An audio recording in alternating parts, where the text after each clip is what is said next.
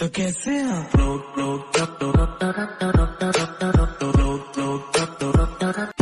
Hello friends, आज मैं आपका स्वागत करता हूं हमारे चैनल मिस्टीरियस पंडा में। आज हम लोग दुनिया के सबसे रहस्यमय प्लेस यानी कि इजिप्ट के पिरामिड के बारे में बातें करने वाले हैं। मगर वीडियो में आगे बढ़ने से पहले मैं आपको इस पिरामिड्स के बारे में कुछ रहस्यमय चीज़ें बताना चाहता हूँ।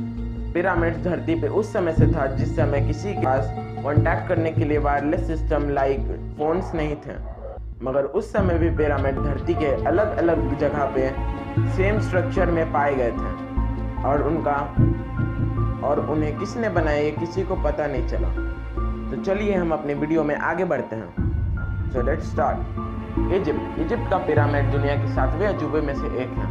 मगर आपको ये जान के हैरानी होगी कि इजिप्ट के एक पिरामिड में 23 लाख लाइमस्टोन के बॉक्स हैं, जिनमें से हर एक बॉक्स का वजन 2700 किलोग्राम से लेकर 70,000 किलोग्राम तक है।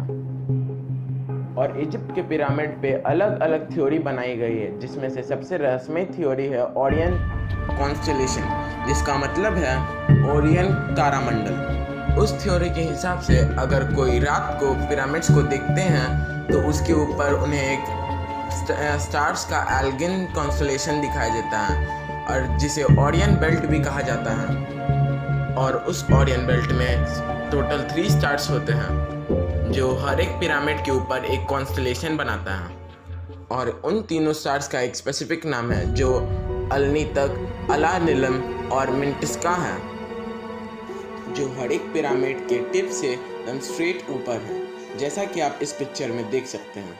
सोचने वाली बात यह थी कि उस समय के लोगों के पास हाई टेक्नोलॉजी नहीं था, जिसके कारण वो उतने हाइट पे चढ़कर स्टार्स के जस्ट नीचे पिरामिड्स को फॉर्म नहीं कर सकते थे।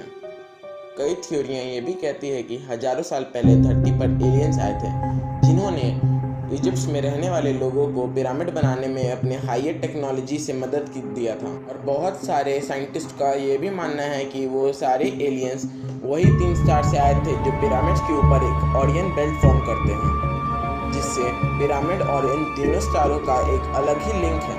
और सबसे ज़्यादा चौंका देने वाली बात यह थी कि हजारों साल पहले पिरामिड बनाने वाले लोगों ने पिरामिड्स को इतना परफेक्टली फॉर्म किया था कि वो हर एक एंगल से इक्वल था। अगर आप उस पिरामिड का व्यू ऊपर से देखते हैं तो आपको पिरामिड परफेक्ट लगेगा, जो हमें ये सोचने पे मजबूर करता है कि उस समय के लोगों के पास कौन सी टेक्नोलॉजी थी जिससे उन्होंने इतने बारीक तरीके से पिरामिड्स को बनाया। हो सकता है उनके पास हमसे ज़्यादा हाईएस्ट टेक्नोलॉजी हो, जो उन्हें एलियंस के कारण मिली, या फिर उन्होंने एलियंस से मदद ली थी। तो चलिए आपको इस पिरामिड्स के बारे में कुछ और मिस्ट्री बताते हैं। पिरामिड्स के अंदर बहुत सारे बड़े बड़े टनल होते हैं, जिसे लोगों ने तो पहले वेंटिलेटर समझा था, मगर कुछ समय बाद वो भी चौंक गए, क्योंकि जब उस छोटे से होल के अंदर एक एडवांस टेक्नोलॉजी का कैमरा डाला गया था तो उसने काम करना बंद कर दिया था। वो कैमरा इतना एडवांस था कि वो एक स्नेल की तरह दिखता था और 360 डिग्री एंगल पर वो वीडियो रिकॉर्ड कर सकता था। मगर अचानक उसने अपना काम करना बंद कर दिया, जिसके बाद इजिप्ट के गवर्नमेंट ने साइंटिस्ट को फिर से दोबारा रिसर्च करने का ऑर्डर नहीं दिया, जिसके कारण ये मिस्ट्री अधूरा रह गया।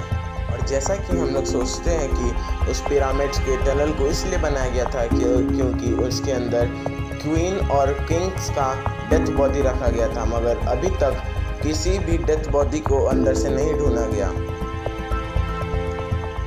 और आपको ये जानकर और भी हैरानी होगी कि उस पिरामिड के अंदर एक नेचुरल एयर कंडीशनर है। मैं ऐसा इसलिए कह रहा हूँ क्योंकि उस पिरामिड के पास एक डेजर्ट है जिसका नाम है जिप्सन डेजर्ट। वो डेजर्ट बहुत गर्म टेम्परेचर पे रहता है, उधर बहुत गर्म हवा बहती है, मगर इस पिरामिड के अंदर इसका कॉमन टेम्परेचर होता है 20 डिग्री सेल्सियस, जो उस टेम्परेचर के हिसाब से बहुत कम है। इतने गर्म जगह में पुराने लोगों ने ऐसा नेचुरल एसी बनाया था कि जिसके कारण वो अभी तक बहुत कूल रहता है।